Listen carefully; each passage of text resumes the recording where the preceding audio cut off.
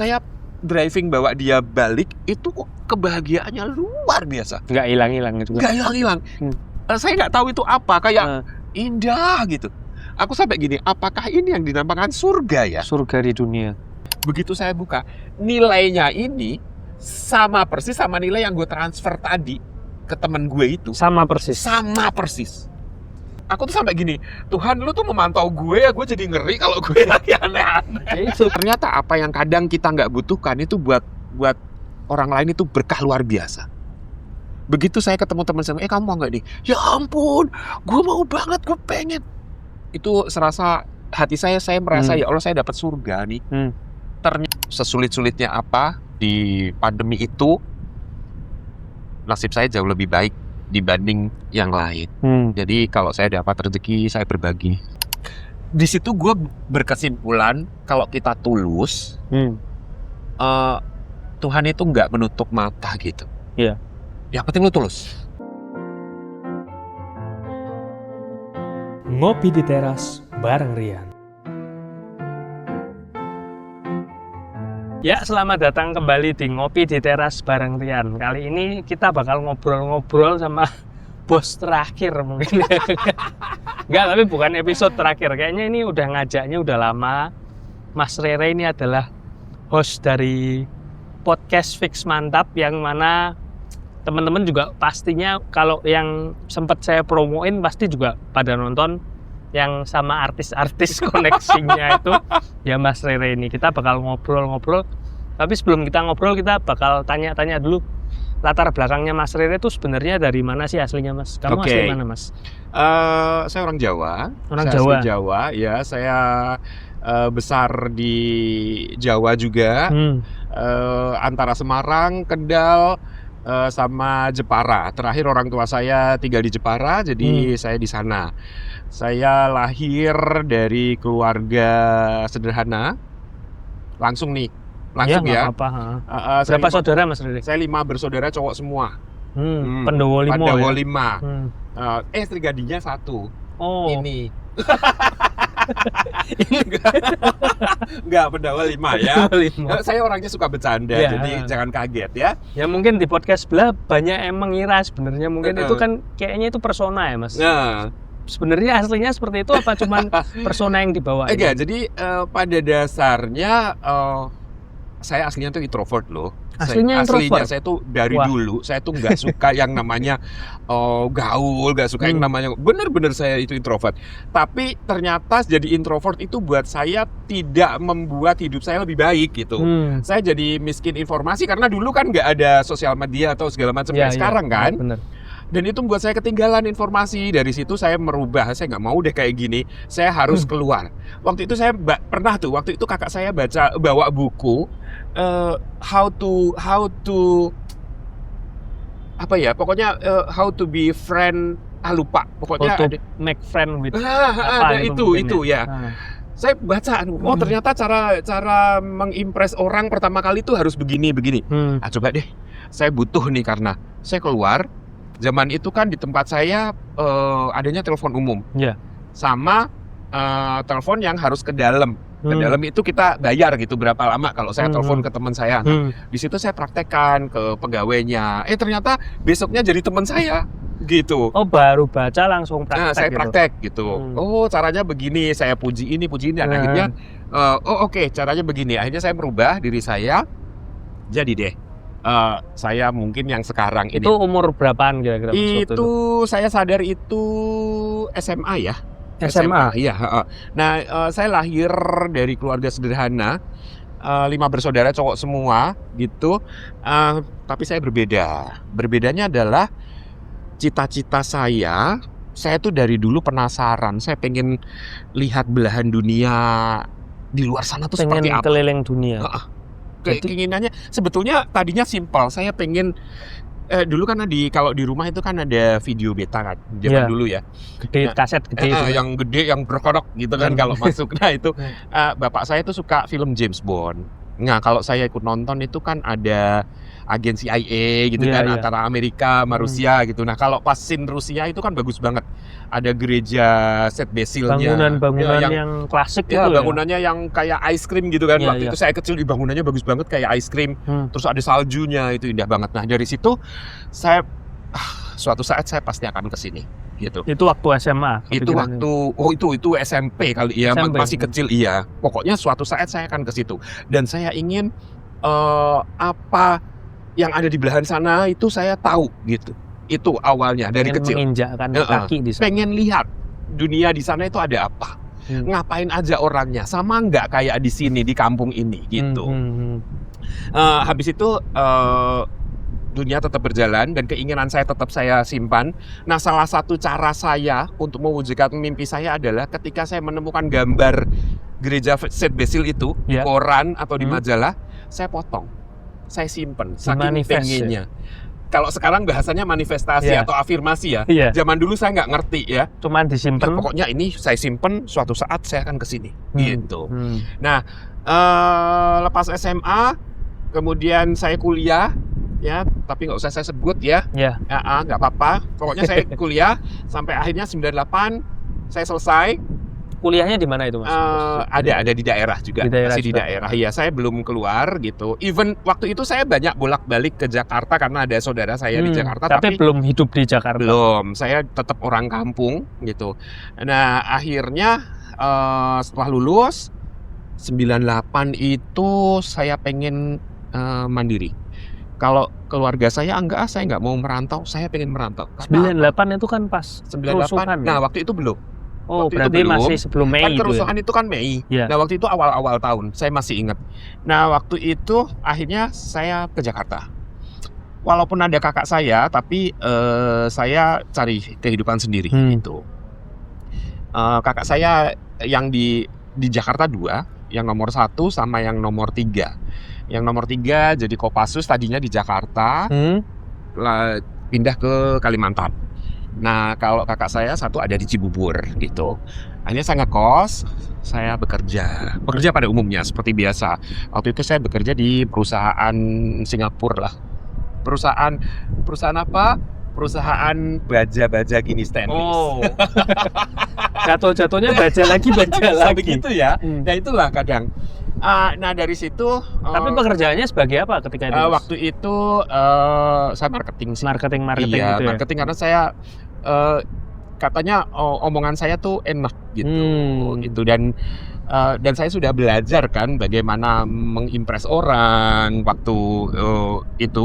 Ya, saya merasa bahwa saya introvert dan saya ketinggalan informasi. Jadi saya belajar dan ternyata saya bisa bekerja sebagai marketing.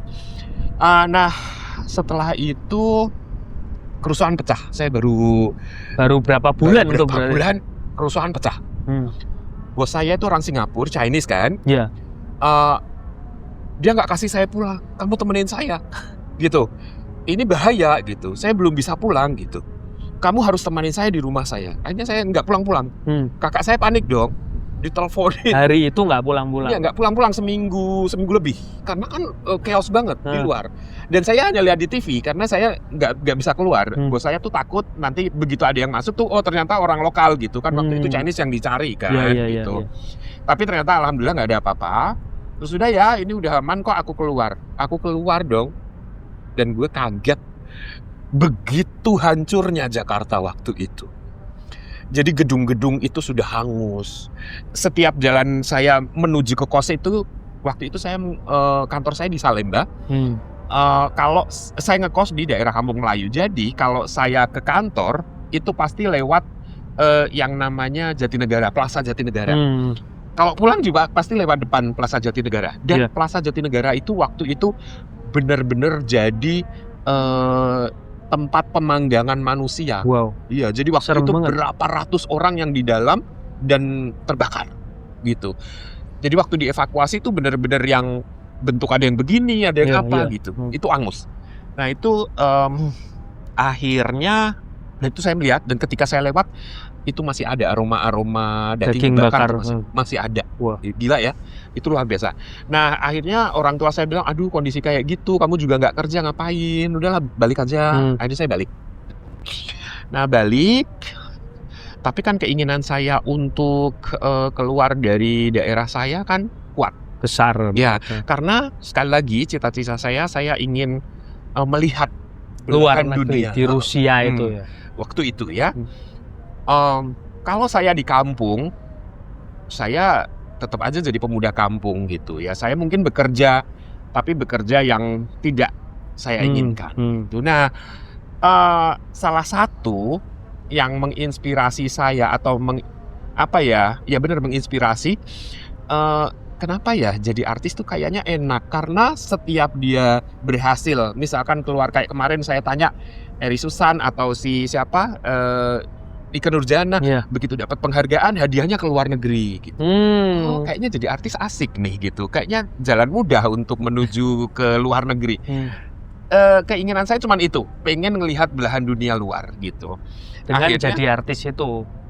melihat jadi jalan, artis, iya, kayaknya kok mudah artis gitu kan. Saya nggak kepikiran kalau ternyata pejabat dan sebagainya itu juga mudah ke sana gitu. Atau pengusaha. Karena ketika itu kepikirannya ke artis. Ya, karena saya membaca dulu kan zaman tabloid ya. Iya. Ya ada tabloid kan. Tabloid itu isinya kan hiburan. Iya, dan hiburan itu ya artis ini ke luar negeri, dapat ini ke luar negeri gitu. Yang terekam itu. Jadi oke, ternyata jadi artis tuh asik ya, bisa ke luar negeri. Itu. Nah, akhirnya saya 99 saya balik lagi. Berarti setahun kurang lebih. Iya. Setahun kurang dari setahun. Setahunan aku balik lagi. Pas saya ke rumah kakak saya, nggak sengaja tuh, saya duduk di teras, kakak ipar saya bawa tabloid, ditaruh di meja, di situ tertulis mengembangkan bakat bersama dunia fantasi. Buat kalian yang pengen berkembang bakatnya sebagai MC, dancer, apa segala macam, silahkan datang untuk ikut audisi. Dufan itu ya? Iya. Akhirnya gue dateng. Wah, ini nih yang gue cari gitu. Coba gue dateng ke sana. Dicari yang tingginya sekian, ininya sekian. Wah, gue dapet nih. Masuk kriteria. Ternyata masuk. Nah, itu awal mula gue di Jakarta. Masuk ke entertain di Dufan gitu, di Dufan. Nah, serunya lagi gue sebelumnya gue tuh suka di koran. Dulu kan zaman koran ya. Iya, garisin iklan koran. Ada casting untuk film gitu kan. Ikut. Saya telepon. Saya mau ikut casting. Oke, tapi Anda bayar sekian untuk casting. Gue nggak mau. Ya, saya kan mau casting cari uang. Saya nggak mau kalau bayar. Ya, kita harus begitu. Oke, nggak mau. Gitu. Nah, begitu masuk Dufan, gratis kan. Begitu seleksi, dilatih sebagai dancer gratis, dilatih sebagai MC gratis. Wah. Malah dapat uang transport. Wah. Dan setiap Sabtu Minggu kan dan hari libur kan kita harus nari dan harus nge-MC. Ya, itu dapat bayaran, even itu sedikit ya. Tapi kalau kita rajin untuk start awal lumayan lah. Dan yang lebih membuat saya beruntung adalah saya bisa praktek tiap hari. Ya, di Dufan kan besar. Jadi ke sana tuh tiap hari akhirnya. Jadi kayak ngantor gitu ya. Jadi nggak tiap hari, tapi setiap weekend itu harus show. Nah, setiap seminggu berapa kali itu harus datang ke latihan. Gitu. Ada latihannya, kemudian Sabtu pagi dan Minggu pagi juga latihan sebelum show. Kan show-nya sampai malam. Dan sehari itu bisa show di beberapa tempat. Jadi kayak ngantornya di Dufan kerjanya di Dufan karena kita ada ID-nya. Jadi masuk gratis langsung di sana. Misalkan jam segini lu tampil di sini ya. Jam segini lu di sini ya. Titik-titiknya beda banyak. Titik-titiknya banyak. Dan itu ternyata walaupun bayarannya sedikit, waktu itu kalau nggak salah 10.000 per tampil show. Tapi sehari itu bisa banyak. Jadi bisa sehari 50.000. Zaman itu lumayan. Ya, lumayan besar. Lumayan gitu. Nah, kalau apalagi kalau banyak hari libur. Kalau hari libur biasanya didobelin dari yang 10.000 jadi 20.000. Soalnya pengunjungnya juga banyak. Terus apalagi kalau hari raya gitu, wah, show-nya tuh berarti yang tari-tarian, operet, kita dilatih acting. Nah, saya beruntung banget karena di sana saya gratis semua gitu. Tapi nggak lama saya di Dufan, saya keburu laku. Karena exposure-nya tinggi lah kan di Dufan. Banyak yang minta telepon, banyak yang apa. Jadinya saya sering diminta, "Pak, nge-MC di sini. Mas, nge-MC di sini dong, nge-MC di sini dong." Peluang itu datang. Itu berapa lama di Dufan ketika itu? Saya cuma beberapa bulan sih. Oh, sebentar langsung. Sebetulnya saya tergabungnya itu kontraknya setahun. Tapi dalam setahun itu saya tidak jadinya tidak rutin karena keburu laku di luar. Pertama karena saya lumayan pintar kali ya, lumayan ya. Puji Tuhan lah. Istilahnya full improvisasi Iya, gitu. Kedua, postur saya bagus. Jadi kalau untuk tampil show itu asik gitu. Tinggi lah ya. Tinggi. Jadi untuk tari, untuk apa tuh bagus gitu. Nah akhirnya saya keburu laku di luar. Akhirnya saya jarang ke Dufan. Pernah lah masih sekali-sekali gitu. Sampai akhirnya saya memilih Stop sama sekali. stop ke Dufan. Karena saya sudah, kalau di Dufan kan 10.000, 20.000. Kalau di luaran waktu itu sudah lumayan. Udah 400.000, 500.000. Matanya baru kebuka ketika keluar. Gitu. Tapi saya beruntung saya masuk Dufan karena saya jadi kenal. Zaman itu kan ada video klip. Kalau artis punya lagu baru tampil di TV ada video klipnya. Iya, pasti ada video klip. Itu butuh dancer, Iya. butuh apa? Itu dapat dari Dufan. Karena koneksinya dari situ.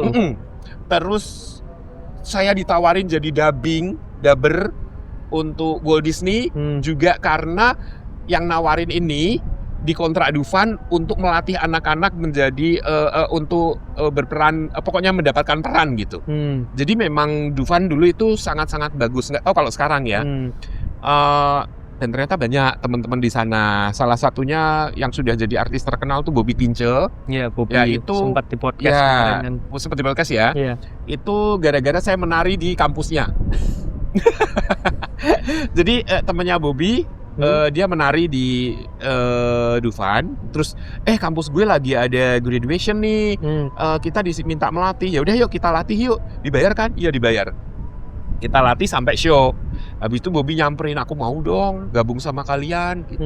Oh ya udah, ada buka kok gitu. Ya udah yuk bareng. Akhirnya masuk. Dari situ. Nah, Bobby sebentar, kemudian saya bawa ke sanggar-sanggar yang lain karena link saya sudah mulai banyak. Itu dari situ berkembang gitu. Nah, dari situ saya merasa asik nih. Karena ternyata duitnya lebih banyak dan pekerjaannya menyenangkan dan tidak terikat waktu. Tidak gitu. Jadi kebanyakan waktu itu weekend ya. Jadi daily-nya saya masih harusnya apa nih yang bisa saya lakukan. Nah, waktu itu saya ada temen, dia desainer. Aku mau dong Mas di sini gitu. Tapi aku tidak mau terikat. Jadi kalau weekdays aja aku mau belajar di sini sambil bantu-bantu. Tapi kalau weekend aku minta izin karena aku ada kerjaan, aku bilang gitu. Dan ternyata teman saya baik banget. Oke, lu belajar desain baju ya itu. Desain ya, operasionalnya segala macam, finishingnya. Tapi mau tanya dulu nih Mas Rere, apa? Kok Mas Rere menyukai desain kayak yang itu kan pekerjaan biasa, pekerjaan wanita ya?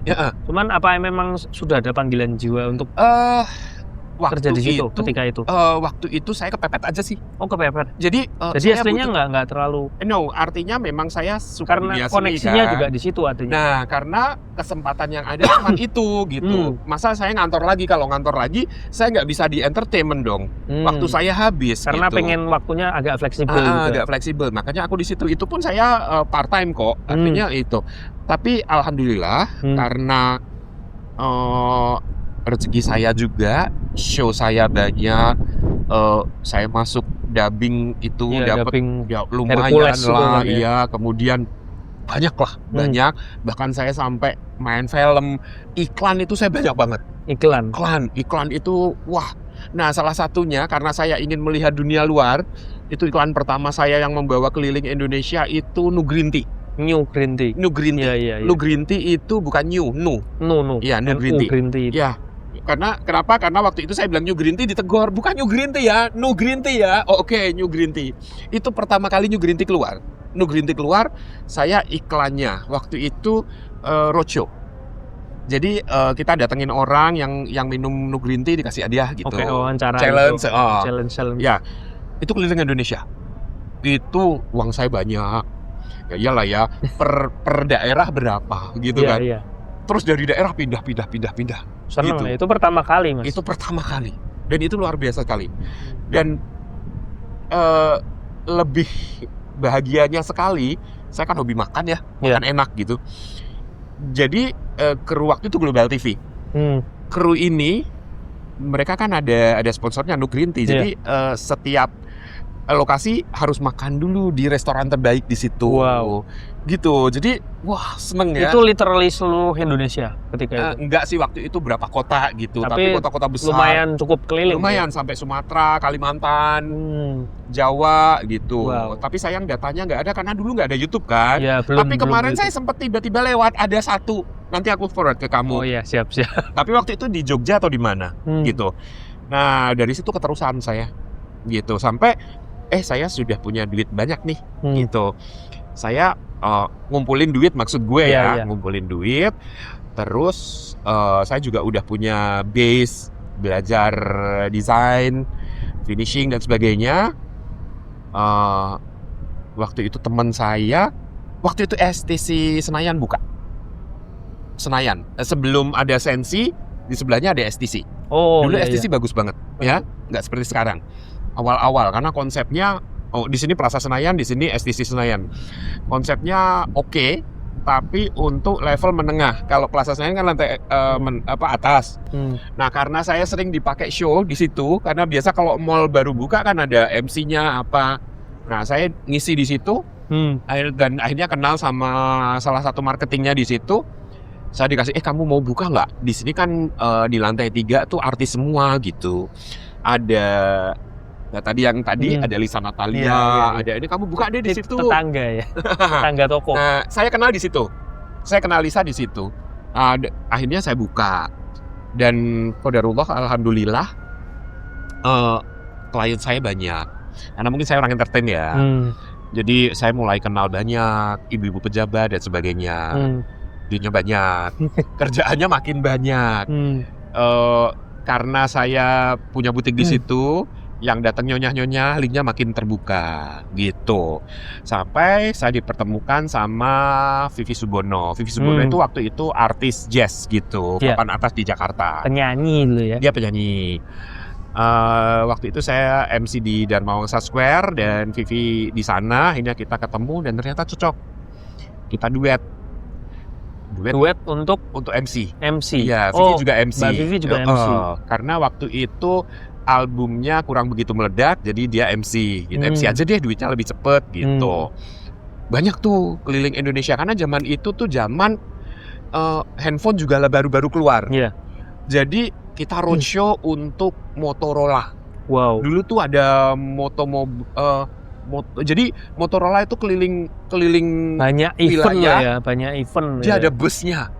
Nah, kita keliling tuh. Itu sampai ke daerah-daerah gitu. Itu Motorola. Naik bis ya?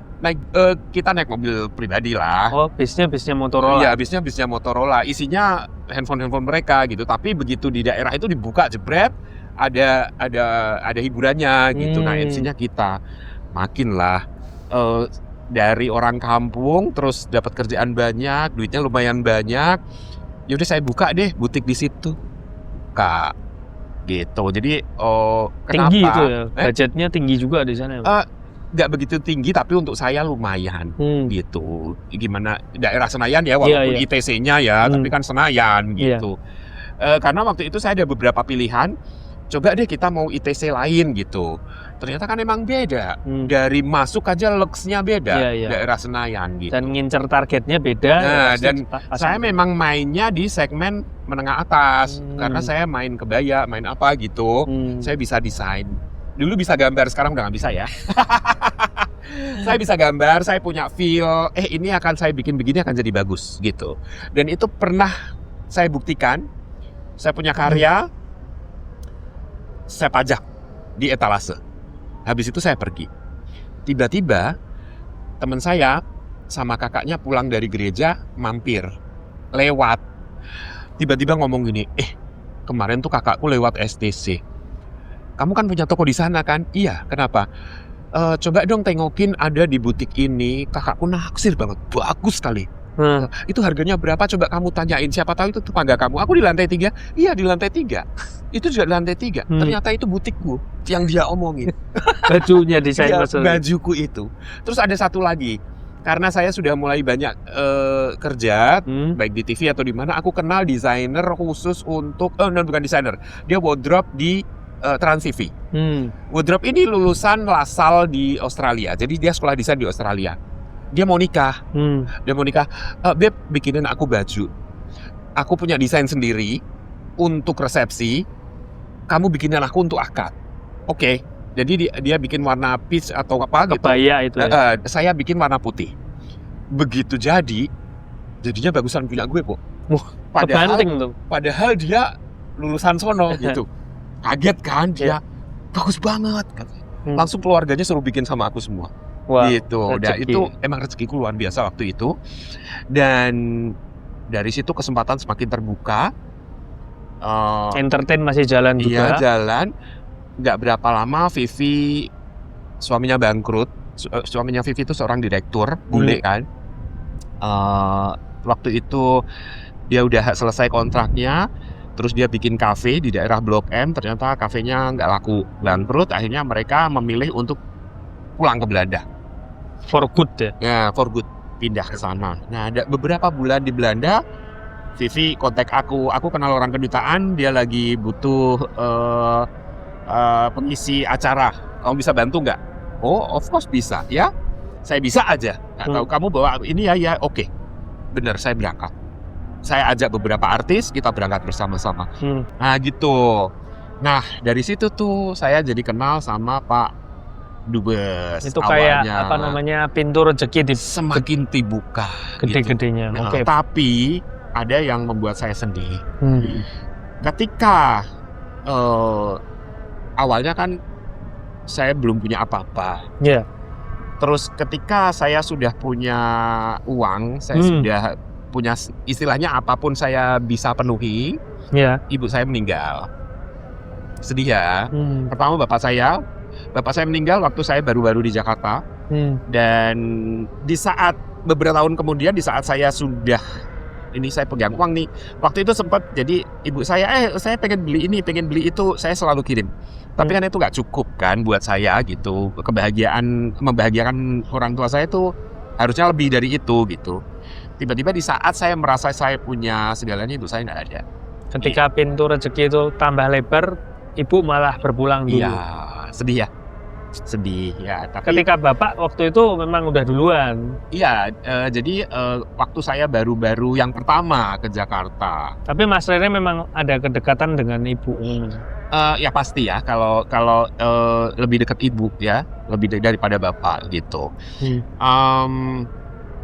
Di situ yang dirasain Mas Rere. Wah, saya kehilangan sekali. Dan ketika saya driving, misalnya di Jakarta gitu ya, ya ampun gitu. Gue sekarang bisa kok bawa ibu gue kemanapun nih. Tapi kenapa?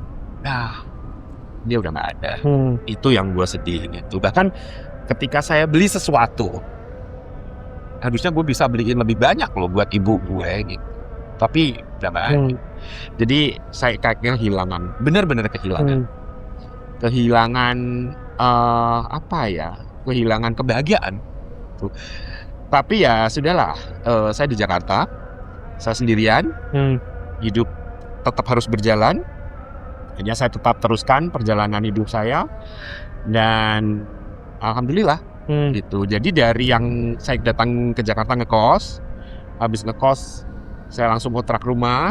Sombong ya, biasanya kos lama kan? Enggak. Habis itu saya pindah ke apartemen, gitu. Apartemen, ya artinya oke, hidup oke. Naik terus. Tapi saya kan orang kampung, bekerja di entertainment, kenal lah orang-orang dari berbagai kalangan, terutama kalangan artis. Mulai aneh-aneh nih, ya. Mulai kenal yang namanya, saya nak baik-baik tadinya ya, merokok aja enggak.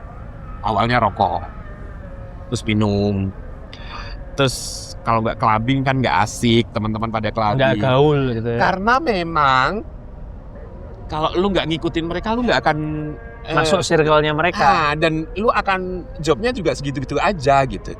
Nggak bisa naik. Gitu. Akhirnya bener loh. Ketika gue ikut mereka, gue oke, gitu.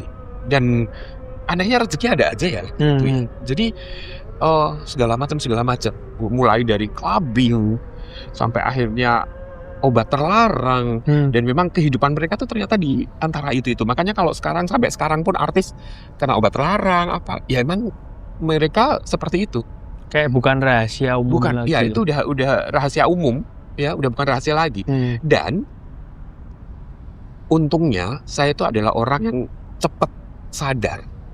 Ketika saya wah ini nggak bener nih, gitu. Aduh ini nggak bener gitu. Gue kabur dari mereka. Tapi kamu ingat, di saat kita ingin meninggalkan sesuatu yang nggak baik, godaannya adalah orang-orang yang deket kita itu. Ditarik lagi. Jadi pernah suatu ketika aku kok gini terus, aku nggak mau gitu ya. Malam mulai weekend aku matiin handphone, gitu. Aku nggak mau berhubungan dengan mereka. Tahu-tahu dijemput tuh. Tiba-tiba udah di depan rumah ya, gitu. Dan nggak bisa nolak. Gak bisa nolak. Dan gue memang orangnya gak enakan waktu itu ya. Sekarang udah better. Aku udah belajar berkata tidak. Dulu gak bisa. People pleaser banget ya. Orang kampung lagi mungkin ya. Iya. Dan memang kalau di daerah kan gitu kan. Lagi punya banyak-banyaknya temennya artis lagi ya. Di lingkungan itu ya gitu. Jadi ya akhirnya ke bawah. Gitu terus. Wow. Ya sampai pada suatu ketika ada satu yang luar biasa. Waktu itu zaman diskotik stadium. Ya stadium tuh number one lah. Number one-nya Jakarta. Gede banget. Narkoba tuh bebas banget. Lu beli kayak beli kacang. Ya lantai 1, 2, 3 itu kan. 4 ya. Nah, gue lagi sama temen gue di sana. Nenggak semua kan. Gue anak ketinggian. Nyaris OD. Yang gue rasakan, kalau kita ngelihat gambar tangan kita ini kan ada syaraf-syarafnya. Iya. Ya kan kayak berakar-akar gitu kan. Iya. Nah itu rasanya kayak ditarik. Rasanya kayak apa tuh? Sarafnya kayak Syarafnya kayak ditarik gitu. Terus ini mata tuh kayak didorong ke depan. Dari dalam. Dalam. Jadi ketika kita kontraksi gitu, kan dari dalam kan bergejolak nih. Gitu kan. Rasanya tuh sakitnya luar biasa. Di situ teman-teman saya nggak ada yang tahu karena mereka enjoy semua. Nggak ada yang saling merhatiin gitu. Nggak ada, udah enak semua. Lo kebayang? Gila. Tapi sekali lagi Tuhan masih menyayangi saya. Mungkin karena doa ibu saya kali ya. Jadi teman saya itu bawa teman waktu datang. Kita sempat kenalan. Apa kabar gitu. Oh iya kenalkan aku Mas Ray. Aku Ray gitu. Oh iya aku siapa waktu itu. Budi atau siapa saya lupa. Nah dia ini yang nolongin gue. Karena teman-teman gue gak ada. Udah pada sadar. melayang semua. Kayaknya dia sadar. Akhirnya dia gandeng gue keluar. Dan gue udah gak inget apa-apa. Yang gue inget ini dompet gue. Lu beliin gue sesuatu. Itu kalau misalkan dompet gue dikuras atau kan baru kenal di situ juga. Segala macam itu bisa gitu. Iya. Tapi ternyata Tuhan maha baik. Dia benar-benar beliin gue susu beruang, diminum, ini dompet lo dibalikin. Terus gue muntah. Jarak 5 menit atau 10 menit setelah minum susu beruang itu muntah. Muntah kan? Langsung seger. Ya itu keluar semua. Keluar semua racunnya. Ya, puji Tuhan keluar semua. Tapi apa yang terjadi? Itu dari jam 9 malam sampai jam 2 pagi. Gila. Gue merasakan penderitaan itu. Jadi terasa banget sadar penderitaannya. Ya. Gue kayak sadar. Gue sadar. Ngerasain sakit tapi nggak bisa. Tapi nggak bisa kontrol. apa-apa. Hanya bisa sakit luar biasa. Tapi nggak bisa kontrol. Nggak bisa. Jadi gue kayak zombie ya. Gue mayat hidup.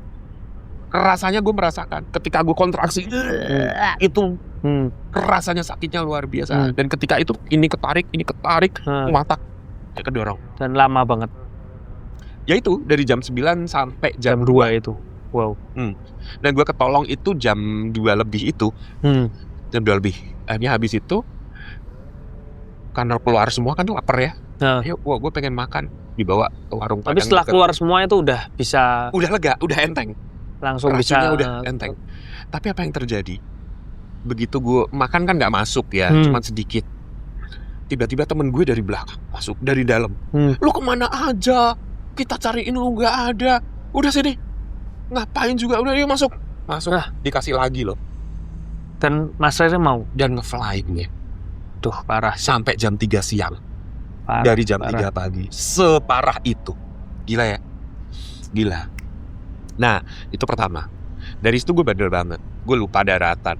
Ya siapa lagi, ibu gue juga udah gak ada, gak udah gue pikirin. Waktu gue kontraksi, waktu gue sekarat itu gue gini, ibu tolongin gue. Gue gak pengen mempermalukan lo di saat gue meninggal. Gue gak pengen mempermalukan lo. Itu anak lo harus mati dengan kondisi baik. Akhirnya gue udah sadar, enjoy lagi, udah lupa lagi. Gila ya. Terus kan gue yang dapat ke Belanda itu sama Vivi harus pindah ke Belanda, saya ke Belanda. Jadi itu kejadiannya sebelum ke Belanda. Ke Belanda, kenal teman orang Indonesia di sana yang punya profesi sebagai bandar di sana. Waduh. Jadi gue main ke rumah di apartemennya kaya raya di Amsterdam. Tiba-tiba langsung dibuka nih, kamu mau yang mana? Gila ya? Gila banget. Ya itulah. Jadi intinya gini, kalau kita bergaul di lingkungan itu kita akan kebawa. Dan ketika kita mau keluar, orang-orang itu tidak akan mengizinkan kamu keluar gitu. Ketika saya menghindari mereka, mereka akan mengolok-olok saya, membuli saya. Akhirnya saya bergabung lagi ke mereka gitu. Untuk berapa tahun berjalan seperti itu Mas Dodo? Itu lumayan lama. 10 tahun? 5-10 tahun. Berkutat di hal seperti itu terus. Karena kemarin saya ketemu teman saya, kamu tuh waktu itu kemarin berapa lama? Saya kebetulan saya udah stop, dia masih, loh saya kan 13 tahun. Jadi berada di lingkungan itu selama 13 tahun. Wow. Gila ya. Itu emang luar biasa sih. Dan waktu tuh kayaknya nggak terasa ya. Nah, walaupun saya punya penghasilan lumayan dan saya menikmati semuanya itu, ya gimana ya, memang lingkungannya di situ. Sampai akhirnya saya memutuskan udahlah, gue stop deh. Ada momen-momen tertentu nggak yang bikin kayak Mas Rede kayak stop gitu? Pada dasarnya gue tuh nggak suka dunia itu. Jadi ini gue cerita jujur. Jadi ketika gue janjian sama temen gue berangkat. Di dalam perjalanan itu gue sholawat. Serius? Gue istighfar.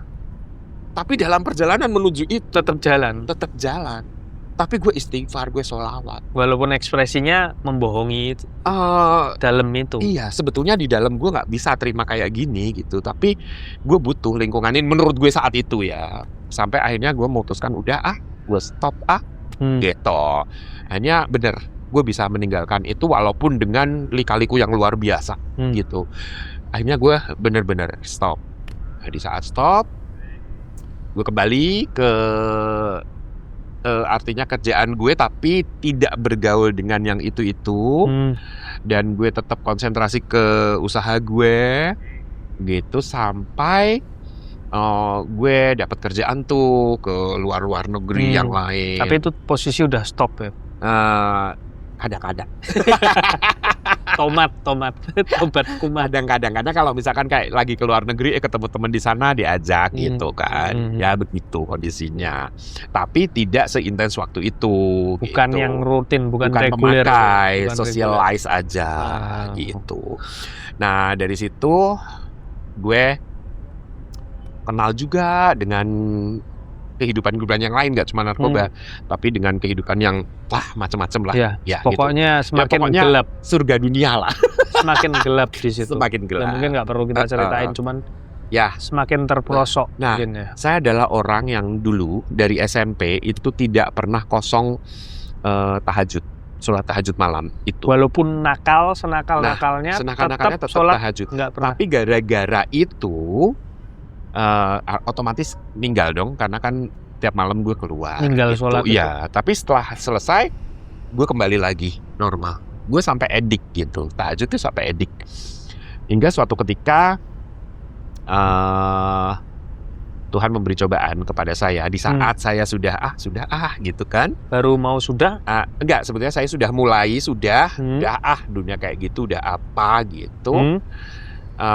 Dan kalau nggak salah ditutup juga deh, udah ditutup juga gitu kan stadiumnya. Jadi udah lumayan seru tuh gitu. Waktu itu saya janjian, ada teman saya dari Thailand datang ke Jakarta, nginep di Pullman di Central Park. Iya. Dalam perjalanan ke sana tiba-tiba perut saya rasanya seperti ditusuk-tusuk belati. Sakit sekali. Padahal nggak lagi Nggak ada mengkonsumsi. apa-apa, padahal nggak saya lagi ngapain. driving. Enggak, itu saya Tahu-tahu. udah sehat. Udah nggak gitu-gitu. Tiba-tiba saya itu, dan akhirnya saya sakit. Saya dikasih sakit yang luar biasa parah. Itu tahun 2016-17 gitu. Sakit yang parah. Sakit yang sangat parah. Ya. Saya 9 bulan di rumah sakit. Wow. Nah, gue adalah orang yang sangat prepare dengan kehidupan gue.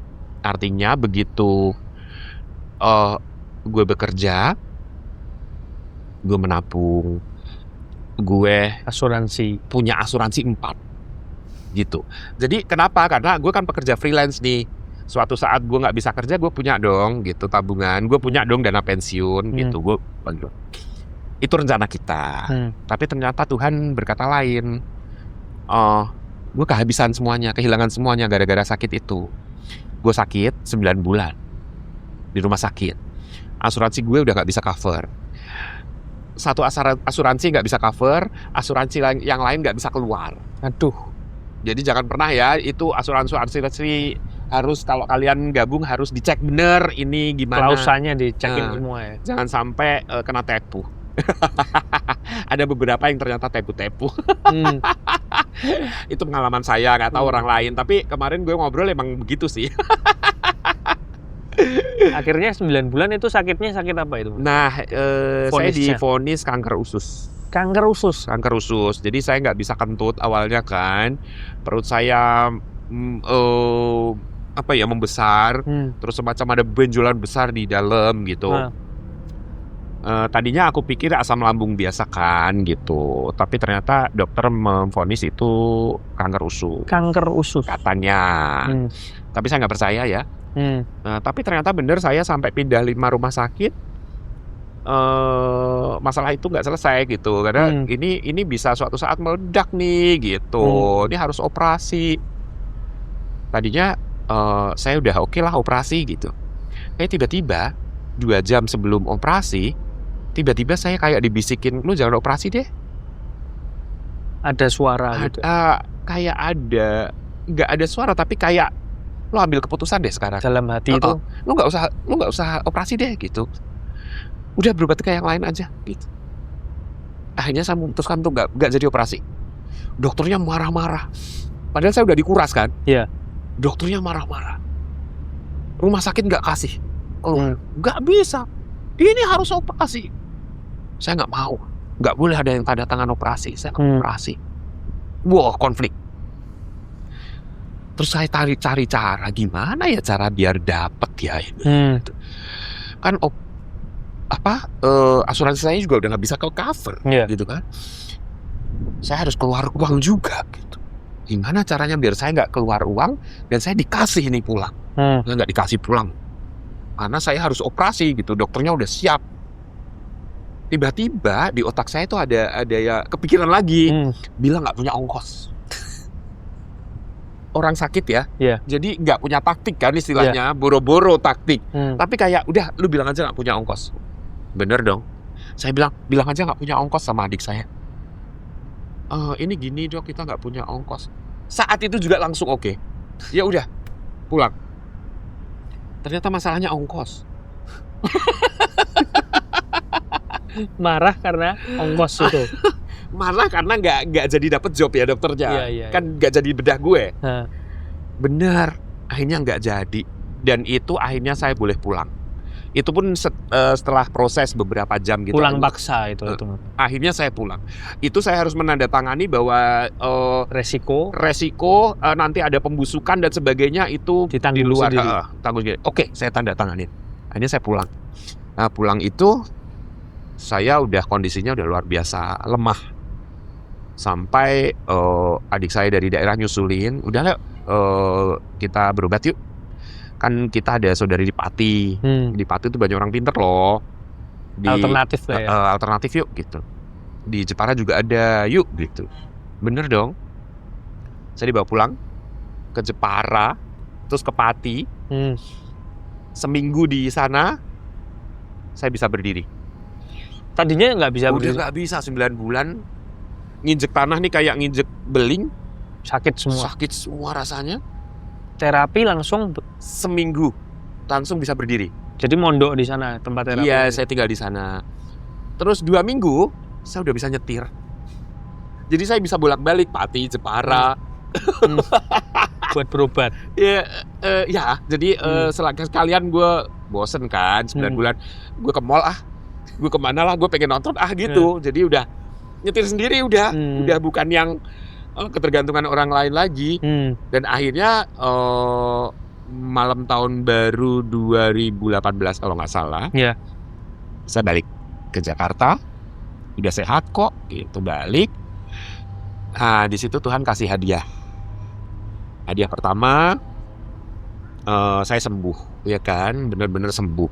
Hadiah kedua, saya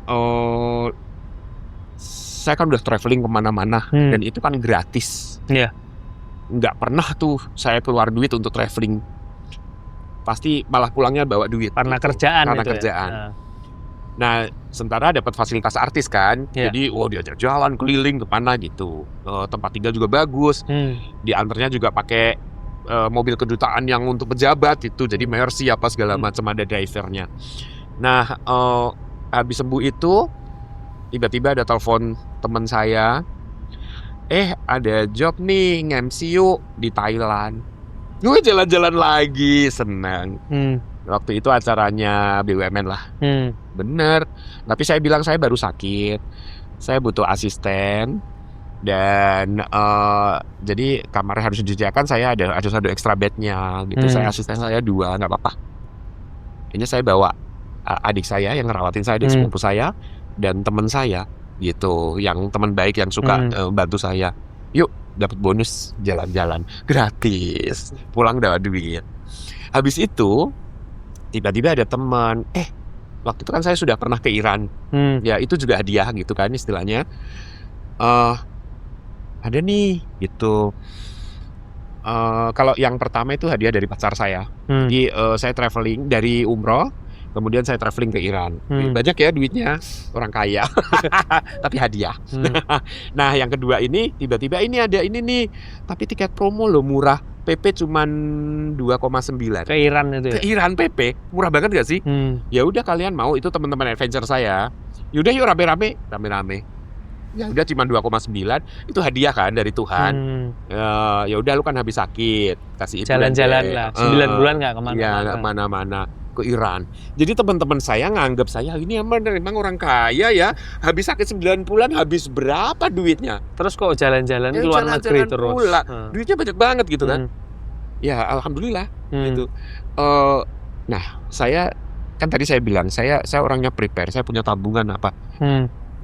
Gara-gara sakit itu habis. Gara-gara 9 bulan itu habis? Iya dong. Saya di Siloam berapa bulan? Biayanya asuransi nggak ngover ya nggak cover. Udah kan 9 bulan. Gila. Dan waktu itu asuransi saya udah berumur 12 tahun yang nyala itu. Jadi udah tua nilainya mestinya. kecil. Ya kan aku prepare orangnya. Dari awal aku ini gitu. Tapi nilainya itu nilainya jadi kecil kan. Ya. Jadi setiap itu saya tetap harus nambah. Saya harus nambah gitu. Top walaupun up. Iya top up gitu. Ya itu berkah buat saya gitu. Nah tapi nggak apa-apa, saya bahagia. Setelah dari Iran saya bangkit lagi, saya bikin usaha. Kali ini pindah jadi F&B, restoran. Ya karena butik udahlah, saya udah nggak sanggup, udah capek. Salah satu yang membuat saya berhenti adalah dulu kalau pegang ibu pejabat itu kan, ibu pejabat mau upacara misalkan. Iya. Saya harus siang malam ngerjain bajunya gitu. Dan itu Lembur bisa sampai gitu ya? subuh gitu. Nah begitu saya sakit, saya sadar bahwa semua itu nggak ada artinya Lalu tanpa kesehatan. tanpa kesehatan. Saya penggila barang-barang branded tuh, kayak sepatu lah, apa yang harganya puluhan juta gitu. Sepatu saya harganya puluhan juta. Begitu sakit saya nggak bisa pakai, iya kan? Jalan aja nggak bisa, berdiri aja nggak bisa. Sepatu tas, dompet, ternyata nggak ada gunanya. Ternyata kayak gini tuh nggak ada gunanya semuanya. Kesehatan tuh nomor 1. Begitu sembuh saya jualin semua. Jual murah-murah. Ada tuh satu tas yang harganya mahal banget menurut gue, Itu sama temen gue dibeli. Ya udah kebetulan kan gue nggak punya tas. Ya udah gue buat gue aja ya. Gue kasih lu 1,5 gitu. 1,5 juta doang. Dan itu bayarnya dicicil. Gitu ya udahlah gitu. Ya sudahlah, daripada di depan mata gue nggak berguna gitu. Sampai kayak gitu. Ya, dan alhamdulillah saya mulai membangun lagi. Lumayan tuh, udah mulai bangkit. Itu 2017 ke 2018. Dan saya punya store mini resto lah. Dari satu. Terus di mall ada gitu, di Kalibata City punya gitu. Terus waktu itu kan zaman baru-baru GoFood tuh. Iya. GoFood tuh lagi bakar duit. OVO, Promonya banyak. promonya banyak. Wah, rame tuh. Rame banget. Wah, seneng saya. Karyawan saya udah mulai banyak. Yang di mall ini ada, di dapur ada gitu. Nah, harapan saya masuk ke, kan dari 1 jadi 2 gitu. Wah, 2020 jadi 3 nih gitu. Seneng banget gue. Ya udah, bikin lagi. 2020 kan. 2020 harapan saya semakin berkembang. Waktu itu omset saya kalau sehari 7 sampai 10 juta satu outlet. Gue gitu. Sehari. Udah ngitung. Gue berhayal jadi orang kaya kan. Kalau 2 outlet, kalau 3 outlet berarti wah segini itu sehari. Kalau sebulan berarti segini. Wah, duit gue banyak. Yaudah deh, hajar. Outlet ketiga. Ya Allah Tuhan, outlet ketiga, COVID, pandemi, luar biasa ya. Ya itulah cobaan. Ya. Habis sudah. Sama sekali. Akhirnya saya lelang barang-barangnya. Wow. Ya bagaimana? Saya butuh hidup, ya kan? Tadinya saya pertahankan, saya pikir cuma beberapa bulan. Gak kuat. Nggak kuat lah. Gue bagi karyawan tapi nggak ada income. Gimana? Ya udahlah akhirnya. Dan alhamdulillah sampai sekarang karyawan-karyawan saya tuh masih sayang sama saya gitu. Om, kapan lagi saya pengen ikut Om lagi. Wow. Alhamdulillah itu saya bukan orang yang dijauhi karyawan saya, tapi malah dikangenin gitu. Nah, tapi sesulit-sulitnya apa di pandemi itu, nasib saya jauh lebih baik dibanding yang lain. Jadi kalau saya dapat rezeki, saya berbagi ke mereka-mereka. Makanya sampai sekarang kadang ada yang kaget, ya ampun Om, terima kasih ya, saya nggak nyangka hari ini ya alhamdulillah gitu ya. Jadi saya lebih senang berbagi gitu daripada saya nikmati sendiri.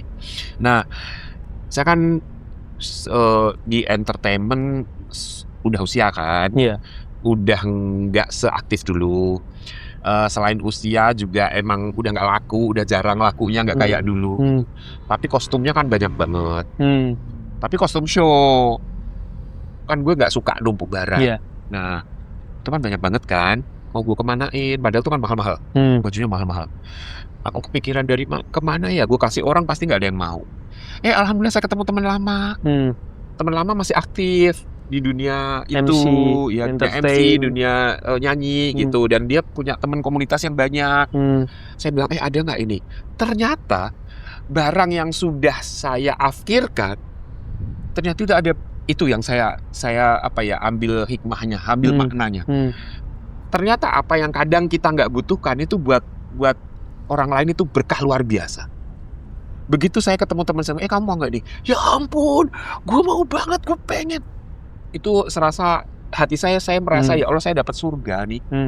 Ternyata barang yang selama ini udah bertahun-tahun hanya di kamar kostum saya mangkrak, ternyata jadi berkah buat orang lain.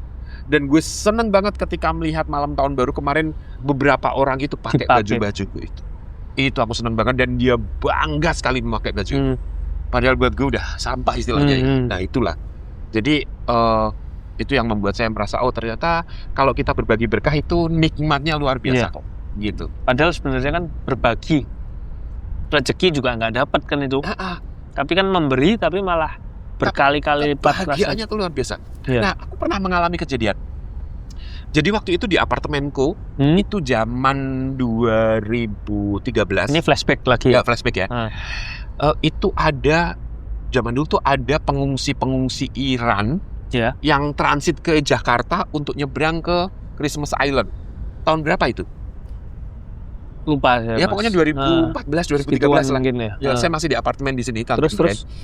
Nah, ada satu orang yang dia talasemia. Jadi dia darahnya harus Iya, ganti. talasemia harus rajin transfusi darah terus kan? dialisa itu. Sementara dia dari Iran. Cuci darah terus Ya, kan cuci harusnya. darah.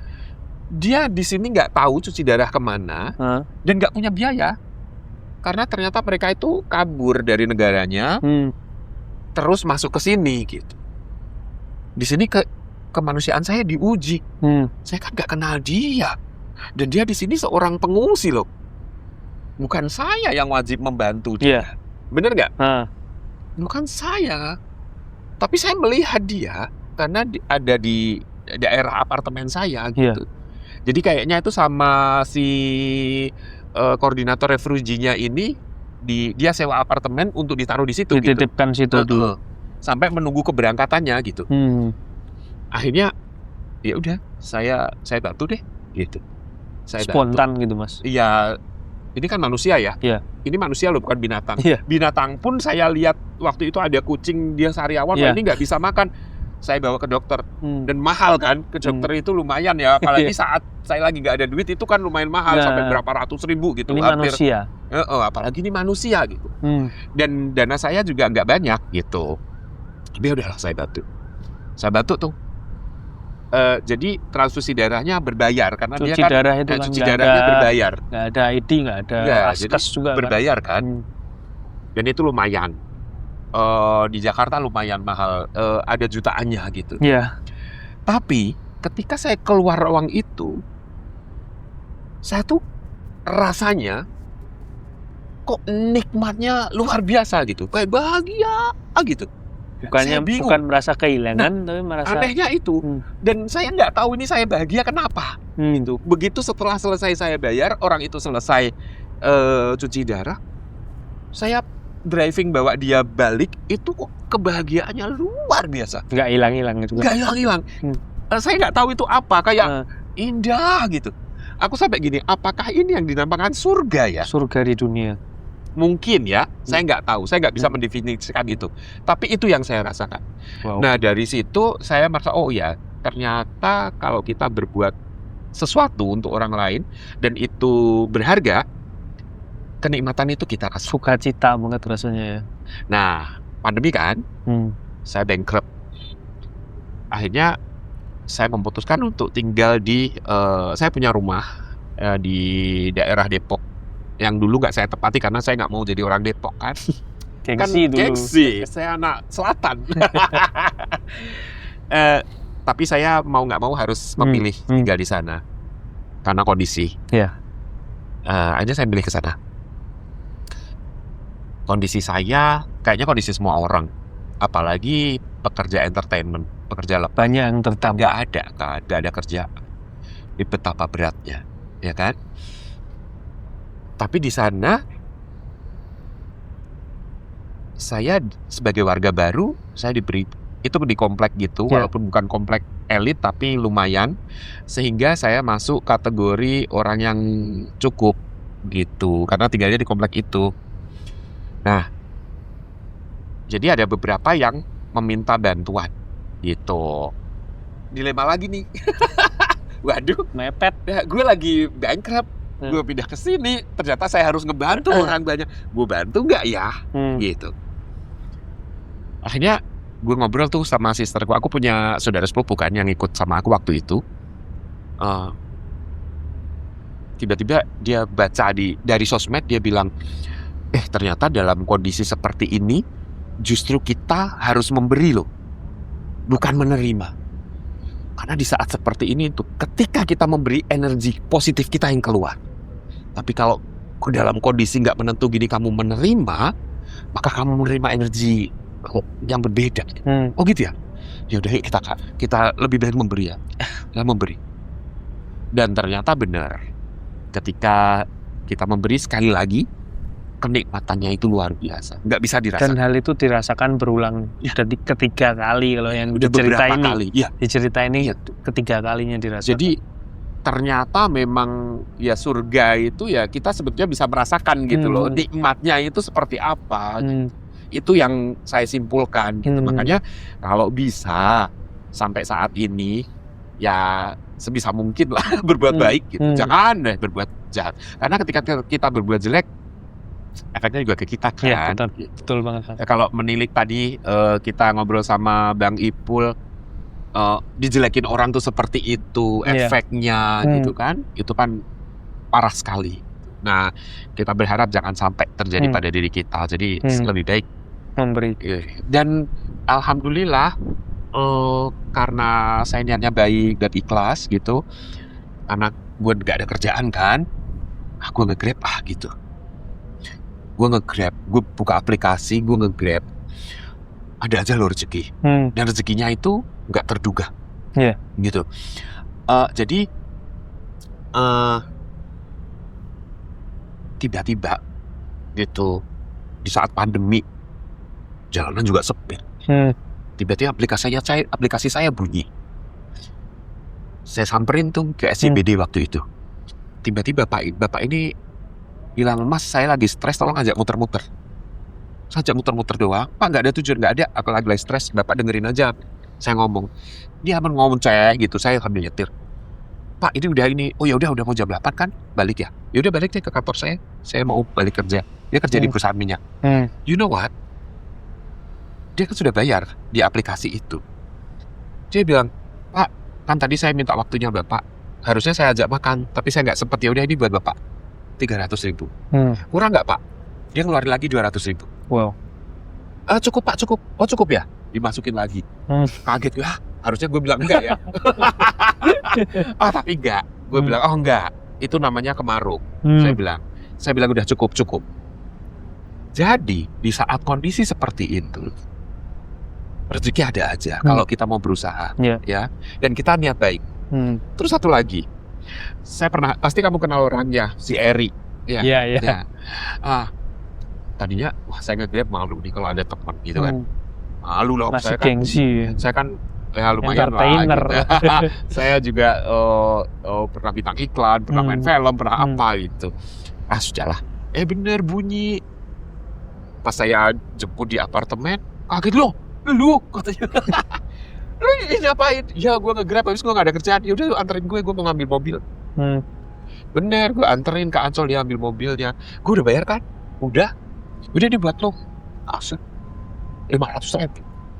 Jadi, wah, hidup gue kok banyak beruntungnya. Jadi diberi juga itu akhirnya. Jadi Tuhan itu, wah ternyata dari situ saya menyimpulkan, oh iya ya, manusia tuh gak usah banyak rencana deh. Ketika banyak rencana malah kocar kacir tuh asuransi gue segala macam. Ketika kita jalanin aja malah asik, gitu. Satu kondisi kejadian yang luar biasa. Itu tahun berapa ya? Tadi agak-agak keskip sedikit. Tahun 2013. Kan gue dari kecil pengen tuh ke Rusia tuh karena ada itu. Kamu tahu tiba-tiba saya masih ingat itu hari ketiga Lebaran. Kebayang artis semua kan pada pulang kampung ya. Iya. Jam 7 malam kayak gini tiba-tiba ada telepon. "Rek, kamu apa kabar? Ini siapa ya?" "Ini Bapak. Bapak sekarang dinas di Rusia." "Ya Allah Pak, apa kabar?" Nomornya soalnya nomor Rusia kan. Iya. Oh tiba-tiba iya. telepon. Jam 7 malam, jam 7 atau jam 8 malam gitu. Gini, Bapak pengen kamu bantuin gitu. Kalau kamu sanggup, besok kamu ke kedutaan Rusia. Wakil saya udah ada di sana. Wow. Ya, kalau kamu oke, tapi kamu cari temen ya, satu ya, penyanyi gitu, biar rame di sini. Oke, penyanyi dangdut aja gitu. Bingung dong gue. Hari itu, kalau oke besok langsung ke ini. Tapi suruh penyanyi gue teleponin kan pada di pulang kampung semua. Ya. Gue Lebaran ketiga. Terus dapat siapa itu Mas?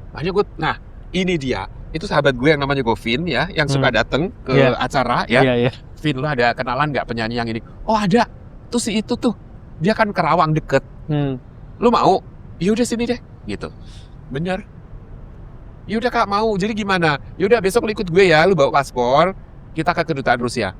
You know what? Di kedutaan Rusia itu udah ada Bapak Wakil Dubes. Bawa tiket. Dan visa. Gue diproses visa. Wow. Hari itu jadi. Besok berangkat. Lu gila kan? Gue sampai gini. Jadi ketika kita bermimpi, ya, mimpilah sebesar-besarnya. Ibaratnya lu pesen makanan di restoran, lu nggak usah mikir masaknya gimana, dapat dari mana, nggak usah mikir, minta aja. Gue mau nasi goreng, ya udah akan dapat nasi goreng. Bener nggak? Lu minta nasi goreng dapat nasi goreng. Iya, nggak usah dipikirin. Nggak usah dipikirin. Aku pengen ke Rusia. Aku nggak ngerti jalannya seperti apa. Mungkin pikiran gue juga jadi artis, gue bakal ke sana. Ternyata bener. Tapi caranya beda. Caranya nggak ngerti bagaimana. Dan ternyata Tiba-tiba seinstan saya itu. ada telepon. Mending butuh waktu berapa Iya. minggu. Langsung malam ini ditelepon, besok ke kedutaan sudah ada memo visa untuk dia, kita datang ngambil berangkat. tiket dan besoknya berangkat. 2 hari. Tiba-tiba hari berikutnya saya zaman di pet ya, belum ada Iya. pet, bener ya? Pet. Saya udah pasang dong di pet. Instagram belum ada ya kayaknya, Belum, Facebook belum. sama pet ya kalau nggak Kayaknya salah. pet deh. Gue udah dong di pet di Rusia. Kali ke teman gue, halo ngapain ke Rusia? Gue nge-MC 17 Agustus, waktu itu Agustusan. Zaman check in itu ya. Zaman check in. Nah, check-in, ya, check in itu. di pet itu. Iya itu. Wow. Dan gue pasang foto dong transit di Dubai. Sombong ya. Dan Ya. amazingnya lagi jemputan gue Mercy, begitu Wow. datang jemput Mercy langsung dibawa ke Moskow. Yang mimpi gue itu. Jadi nggak dibawa ke Wisma dulu, langsung dibawa Tapi ke keliling. tempat di foto Mas Rere simpen itu. Apa? Foto yang Iya, disimpan Mas Rere. Yang foto yang saya simpan itu. Tepat. Itu foto bener-bener saya berada di depan gereja itu malam hari jam 2. Besoknya saya tanya, Pak, kan kita datang kan capek, kok Bapak malah suruh driver saya bawa ke sana? Jawabannya Bapak apa? Kalau kamu ke hotel nanti nggak bisa tidur, kamu jet lag. Mending jalan-jalan dulu. Padahal dia juga nggak tahu itu impiannya Mas Impian Rere. saya enggak. Tapi Tuhan Tuhan arahkan. arahkan. Gila. Dan se-ekspres itu, Hah, seinstan itu, luar biasa nggak tuh? luar biasa. Ya, hidup saya penuh dengan kejutan. Hmm.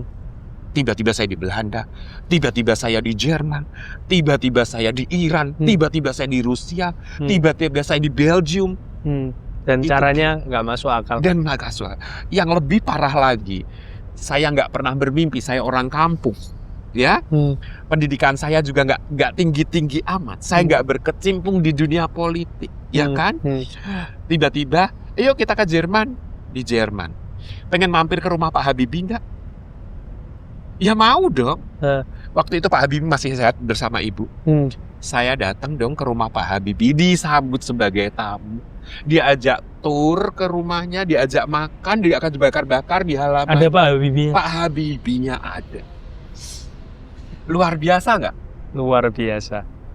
Jadi dari situ saya Wow. bilang, oh ternyata saya yakin bahwa semua itu tidak kebetulan, ya, tapi ini adalah efek dari apa yang kita lakukan, apa yang kita berbuat. Saya tidak pernah, artinya gini, saya kalau niat berbuat baik, saya tidak pernah pamrih akan perbuatan baik saya. Ya udah, misalkan gue bantu orang, ya udah hilang, Nggak dipikiri. selesai gitu. Kayak kemarin, tiba-tiba ada tetangga saya, kondisi saya sekarang B aja lah ya, bukan ya kadang-kadang kadang enggak, namanya juga manusia. Sama kan? Sama. Kita kerjanya juga sama kan? Orang kemarin aja Mas Rere. Nah, Ya kalau aku sharing dikit juga. Kemarin juga itu yang aku bilang ke Mas Rere itu bener Iya. adanya. Karena memang aku ketika itu Mas aku kayak kurang segini loh Mas. nah, Aku nawari kamu jasa karena aku nggak mau Iya. minta ke kamu. Kalau Oke. kamu mau, boleh. Tolong aku cukupkan. Nah, Aku kurang itu segini. kalau saya ada banyak, saya akan kirim kamu banyak. Tapi ya adanya segitu. Aku cuman gini. Ya kekuranganku segini. Aku kalau kamu mau, aku segini lah. Gitu. Ya, Tapi dikasih tuh. kamu secukupnya kan? Ya ampun, aku sampai Kok gini itu amat? setelah dikasih gitu ya. Cuman segitu ya Mas. Itu aku sama Olive nangis. Mas. Bukan masalah nilainya kan? Bukan masalahnya. Tapi arti dari artinya itu. Nah, itu dia. Itu yang sering saya alami. Serius. Jadi, ya gue jadi pengen nangis juga nih. Gue pada dasarnya lembut orangnya, dalamnya tetap ya bawa ngondek. Kalau lagi diem preman kan. Tapi kalau udah gerak, apa kata si penggemarnya Mila Rosa, gesturnya boti. Oh sakit hati gue dibilang begitu. gue lagi nggak ada. Artinya kondisi gue juga lagi ngepas. Ada tetangga gue, suaminya baru meninggal. Rumahnya diambil alih sama adiknya suaminya.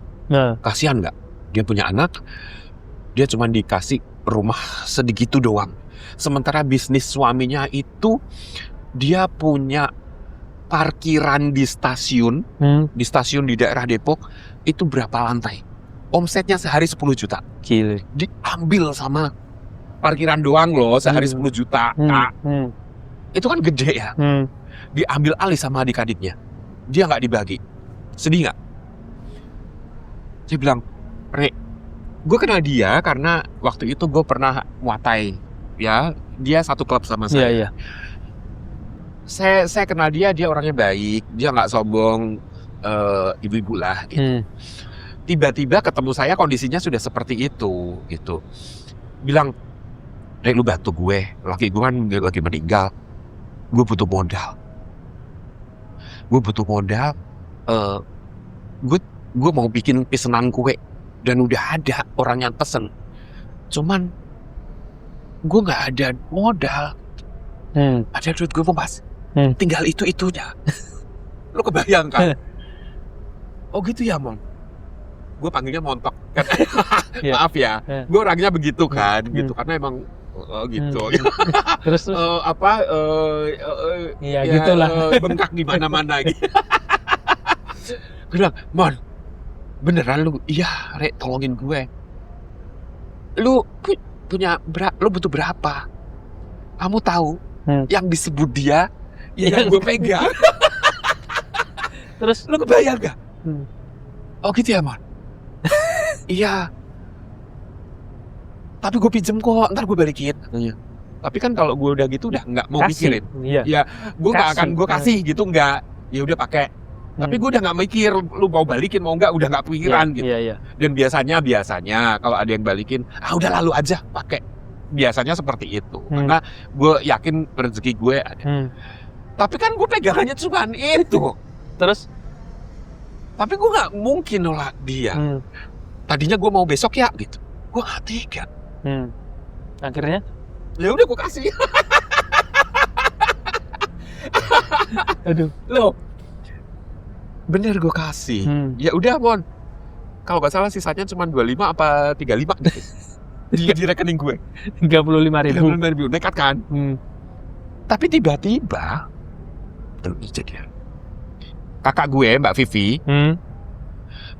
Hai Mbak Vivi, I love you. Mudah-mudahan kamu nonton ini. Tapi kalau enggak juga nggak apa-apa, nggak usah tonton deh, gue malu. Tiba-tiba Mbak Vivi bilang, Re, kamu tolong beliin gue ini, orderin gitu. Ini gue kirim segini lah, kok banyak aja, nggak apa-apa. Sisanya buat lo, kan lu udah bantu gue orderin. Kaget nggak lo? Dan kirimnya kan gede ya kalau udah dari sana ya. Lumayan lah gitu. Shock pasti. Balik itu. Jadi Gak cuman balik kan? iya kan? Gue sampai wow, terus pernah ini lagi. Waktu itu habis lebaran. Ya pokoknya temen gue. Ya gitu. temen aja. Dia berkeluh kesah sama gue, Beb. Wah, gak ada. Oh gitu. Yaudah gue ada kok. Gak gede. Gue kirim. Yaudah ini buat lo. Beneran Beb, ya Allah Beb, alhamdulillah lo baik banget. Jujur ya buat gue beli beras. Gitu. Yes, alhamdulillah. Gitu. Terus kan gue bosen di rumah. Nge-grab. Iseng. Baru gue nyalain, tetangga gue bilang, Mas, aku mau ke mall daerah Lipo Puri Mall. Anterin dong. Oh ya udah. Dapatlah gue 150 atau 175.000 atau 200.000 saya lupa. Dari tempat gue ke situ. Gitu langsung tol kan gue gitu. Dari situ masuk aplikasi 15.000. Masa mobil tapi aplikasinya 15.000 apa 18.000 gitu. Apaan sih itu aplikasi 18.000? Ngotor-ngotorin mobil gue aja gitu dong. Bener kan? Tapi gak apa-apa kah? gue jemput, tiba-tiba otak gue Nyantolnya gue Hah? jemput. Nyantolnya nyantolnya gue aja. jemput deh. Siapa tahu dia ini lagi butuh. Hmm. Gue samperin dong. Bener, ibu-ibu Chinese udah tua. Ibu, selamat siang. Ibu mau kemana? Saya mau ke rumah sakit Kebonjeruk, Mas. Kan deket. Hmm. Terus itu kayaknya promo gitu loh. Hmm. Jadi cuma 18.000. Hmm. Oh gitu, siapa yang sakit, Bu? Ibu saya sakit, jadi saya harus warawiri. Hmm. Oh gitu, ya udah Bu, saya anter. Udah, saya anter lah sampai Siloam sini. Iya. Anter, udah ya Bu, oke. Nyala lagi ke apartemen. Di apartemen deket situ. Iya. Begitu saya jemput, cewek 2. Hmm. Begitu masuk, loh, mau ke Central Park. Hmm. Lah, ini handphone siapa, Mas? Loh, ada handphone ya? Oh iya ada. Wah, ini handphonenya ibu itu. Hmm. Tapi kan saya nggak tahu ibu itu kemana. Iya. Ya taunya ke rumah sakit. Hmm. Tapi kan saya nggak ngerti ya. Ya udah deh, saya anterin kamu dulu deh. Habis itu nanti saya coba Tak hubungi si balikin. ibu. Hmm. Saya tak balik gitu kan udah ini kan. Hmm. Bener dalam perjalanan Telepon. teleponnya bunyi. Ya udah diangkat aja, diangkat. Gua angkat. Ternyata bener si ibu itu. Hmm. Pak, maaf ini handphonenya telat. Iya Bu. Tadi ada penumpang ini yang ini apa nemu. Ketinggalan. Tapi saya harus nganter ke Central Park dulu. Nanti habis dari Central Park saya anter ya Bu. Hmm. Oke. Makasih ya Pak. Oke, makasih. Nah, dari Central Park saya matiin aplikasi dong. Hmm. Saya balik dong. Saya Hmm. mau nganterin. Ternyata si ibu udah nunggu. Ya. Begitu Bu, ini buat Bapak. Saya dikasih. Hmm. Saya pikir ya paling 100-200. Hmm. Ya kan? Hmm.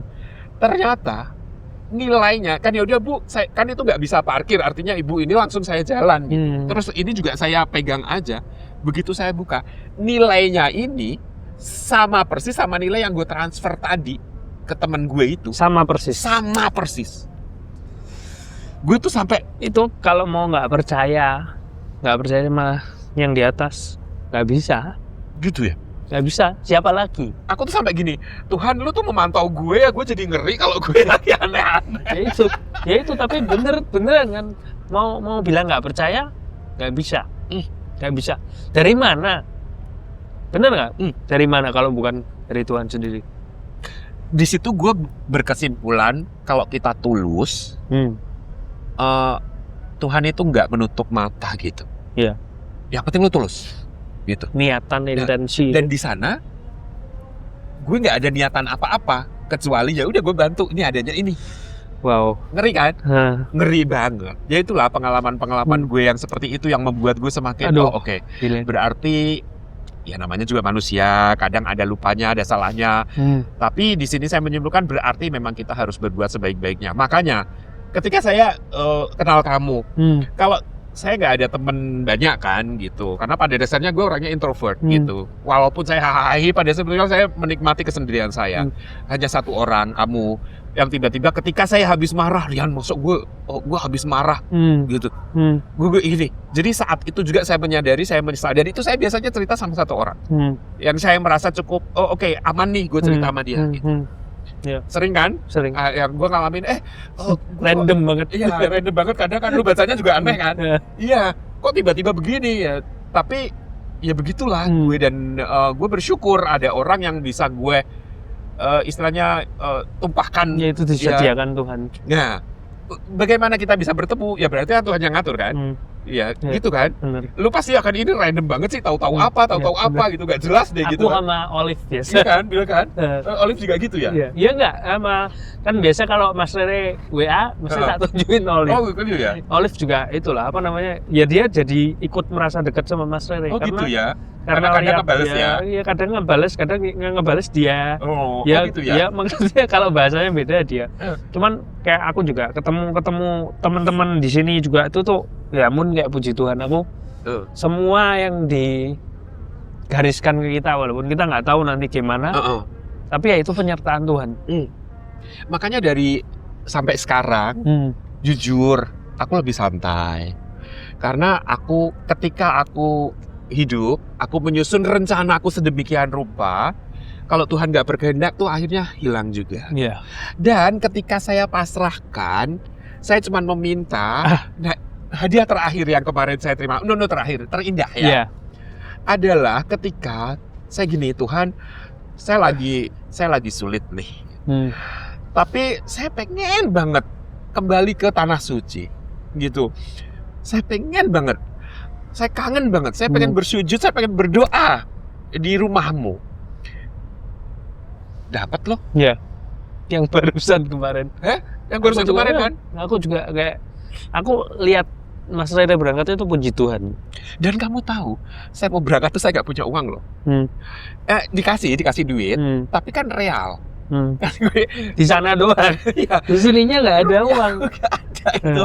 Ada santai aja kalau udah waktunya berangkat. Dan Tiba-tiba berangkat. temen gue, lu besok berangkat? Iya, emang jadilah besok gue udah berangkat ini koper gue udah packing. Yaudah ini gue transfer duit buat lo. Mau. Gila kan? Dan dia bilang gue nitip ini ya gitu. Nilainya paling berapa? Nggak nyampe 100 real. Tapi kirimnya banyak banget. Iya. Jadi, oke. Udahlah. Lu percaya Tuhan. Kalau lu minta apa-apa, minta sama Tuhan. Gitu. Lu berkeluh kesah sama Tuhan. Semua Karena- dipenuhin, dicukupkan, bukan diberikan secara berlimpah-limpah atau gimana caranya, kan caranya Tuhan. Di saat kamu butuhkan, ya itu nanti akan saya berikan. Bukan yang di saat kamu inginkan ya. Iya, Kalau manusia betul. keinginannya nggak akan habis-habis kan. Nah, di situ sampai sekarang pun saya bersyukur sekali apa yang saya inginkan, alhamdulillah tidak ada yang tidak kesampaian. Puji Tuhan. Ya, saya pengen jadi model waktu kecil, enak ya jadi model. Saya pernah jadi model. Asik ya jadi pemain film, saya pernah main film. Asik ya jadi presenter, saya pernah jadi presenter. Saya bilang, aduh, saya udah lama nggak kena kamera. Saya pengen deh syuting lagi. Podcast. Ada podcast. Bahkan podcast aja kalau Mas Rere throwback dikit, aku lihat itu kan ya. Sebelum di sini pun kan Mas Rere sempat buat podcast yang artis itu kan. Iya. Walaupun belum sampai masih beberapa. Tapi ternyata itu bekal buat kesini, Mas. Gitu ya. Ngerasa nggak sih? Itu bekal untuk di sini. Ternyata saya harus Itu dulu. Harus itu dulu untuk bisa sampai untuk ke sini. kesini. Walaupun kita juga mungkin belum jadi apa-apa. Tapi ini puji minimal Tuhan. Gitu ya. Puji Tuhan, sebuah karya. Itu juga luar biasa loh. Ya sekali lagi Tuhan sudah atur. Aku lagi nganggur, temanku lagi nganggur. Ya pandemi nggak bisa kemana-mana. Terus tiba-tiba, Rek, kamu lagi ngapain? Nggak ada, itu studio ada kosong, lu bikin kayak sesuatu. Itu punya dikasih studio. kan, dikasih juga. Iya, udah lu aja bikin tuh sono, bikin apa? Bikin loh. Ya karena kita nggak ngerti ya, ya udahlah bikin aja, kita upload aja, nggak ngerti teknisnya seperti apa. Tapi hasilnya lumayan kan. Walaupun mungkin belum bisa. Tapi lumayan, dan itu bekal untuk kesini kalau menurutku juga. Dia. Dan rencananya Tuhan tuh memang detail sebenarnya. Kalau kita merefleksikan terus mencoba merenungkan ya yang kejadian lalu-lalu. Ternyata Tuhan tuh ini ada hubungannya dengan ini. Iya, ini itu dia ada hubungannya dengan kan? ini. Kalau aku nggak gini, aku nggak bakal kayak gini. Itu mesti dipahami. Kadang tuh kayak teman gue, lu tuh ya ada Bener. aja kerjaannya, ada Nggak aja yang dikerjain. Nggak Gitu. putus-putus. Alhamdulillah. Kalau dibilang orang, wah Mas Rere kaya, enggak Enggak punya kok. Tapi luar biasa. Itu loh Mas, kayak orang kaya. istilahnya kalau di kitab suci gue, miskin di hadapan Tuhan itu berbahagia. Gitu ya. Kalau kamu sombong di hadapan Tuhan, Tuhan nggak beri apa-apa. Tapi kalau kamu miskin di hadapan Tuhan, Gitu ya. Tuhan akan berikan. Mesti ada diulang-ulang berapa kali. Barang siapa yang miskin di hadapan Tuhan, kita ini siapa sih? Kok di hadapan Tuhan mau sombongnya, ngasih siapa semuanya? Dari Tuhan kan? Tuhan. Barang siapa yang miskin di hadapan Tuhan, dia yang Kenapa kamu Beri. minta saya sharing gini, saya nggak mau? Karena sebetulnya saya malu. Masih banyak dosa-dosa yang saya lakukan. Saya bukan orang yang benar. Saya bukan orang yang pantas untuk didengarkan omongannya gitu. Makanya sebetulnya saya nggak mau. Tapi mungkin dengan cara ini saya jadi bisa berbagi. Ya ambil aja yang bagusnya, yang positifnya, yang jeleknya nggak usah. Ya. Gitu. Saya tidak bermaksud menggurui. Saya tidak bermaksud sombong, saya hanya sharing apa yang Iya. saya alami. Thank you banget Itu ini aja. waktunya Mas Rere. Kita ngomong udah berapa Udah jam? jam berapa jam? 1,5 jam. Astagfirullah. Ya udah lu buang-buang aja ya yang itu ya. Enggak apa-apa. Heeh. Thank you banget tuh buat waktunya. Heeh. Mas Rere ini aduh ya ampun keren banget. Kamu Aku- kenapa nangis? Hmm? Kalau aku nangis kan terharu atas kejadian-kejadian itu. Aku belakangan podcast ini selalu nangis, Mas. Nggak tahu kenapa. Mengalami hal yang Karena aku itu. merasa aku merasakan kebaikan Tuhan di cerita orang itu. gitu ya. Ya kalau kita merasakan gimana nggak tersentuh. Bukan nangis sedih, bukan nangis apa. Iya, tersentuh kan. kita tersentuh Terharu kan. karena apa namanya? Ya kebaikan Tuhan itu banyak banget. Iya ya. Nah, jadi ya nggak tahu ya. Sering banget aku berapa kali udah. Kemarin yang online aja, Oh. aduh ya ampun kok dibuat nangis terus. Tapi ya puji Tuhan sih aku bisa denger sharing-sharing dari teman-teman. Ini yang tak bilang ke Mas Rere. Ini podcast ini belum menghasilkan. Tapi berkahnya ada aja ya. Kayak Mas Rere bilang tadi, ketika Mas Rere memberi, Heeh. kok happy banget ya. Yes. Itu yang tak rasain. Happy-nya tuh Dalam- nggak bisa terukur. Membuat podcast ini aku dan istriku bisa alami dan anakku bisa alami ketika aku membuat ini.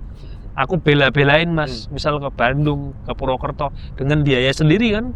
Ya walaupun kadang-kala kalau aku pas open sponsor pernah aku dapat open sponsor dikasih. Cuman dengan biaya sendiri nih, happy-nya itu yang nggak tergantikan oleh apapun. Ya sama aku bisa dengar dari teman-teman gini, wah ya ampun, Ya itu it's so kebayang. precious. Saya orang kampung sekali lagi. Saya tidak punya uang banyak, tapi saya bisa berkunjung ke negeri-negeri lain dengan gratis, dapat fasilitas bagus, bahkan bawa pulang uang. Satu-satunya saya yang keluar uang saat traveling adalah di saat saya ke Iran yang kedua kali, hanya modal uang 2,9 itu PP. Selebihnya ya jajan-jajan apa. Cuman itu berkah luar biasa. Tuhan kasih hadiah udah sono. Lu kan habis sakit traveling sono. Tapi sebelumnya saya udah dikasih hadiah ke Thailand, dapat duit, dapat traveling. Gila kan? Iya. Jadi wah luar biasa. Ya itulah. Ya puji Tuhan, makasih banget buat waktunya. Aku diluangkan waktu padahal besok juga libur ya, tapi makasih lah hari ini padahal kita podcastnya 6. Masih tambah satu lagi, Berarti panjang lagi tambah satu durasi. nih. Ini paling panjang sih, 1,5 jam lebih. Iya. Gak apa-apa, Tapi makasih banget sih. dan sebenarnya saya siap capek hari ini karena saya udah booking tukang pijit dan tukang Besok. bekam. Ya, Itu oke. tadi barusan, Mas besok jam berapa? Jadi nggak pagi.